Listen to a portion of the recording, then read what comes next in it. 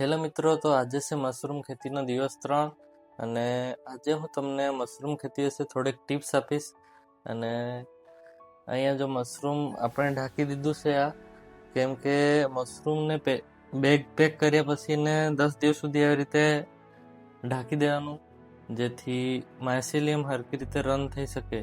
અને આપણે જ્યાં મશરૂમ કરેલું હોય ત્યાં જગ્યા બરાબર ચોખ્ખી રાખવાની અને અંદર આવતી વખતે બી બરાબર હાથ ધોવાના, જેથી બેગ બગડે નહીં.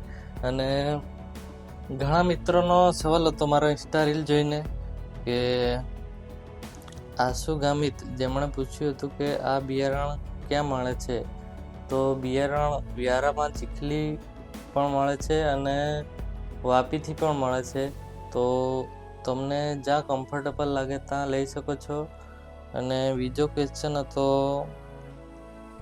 જયભાઈનો, જેમણે પૂછ્યું હતું કે કયા પ્રકારનું મશરૂમ બનાવો છો.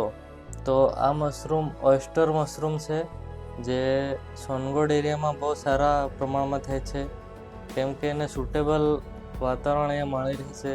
એમને 25 સેલ્સિયસથી 30-35 વચ્ચે સારું થઈ શકે છે આ.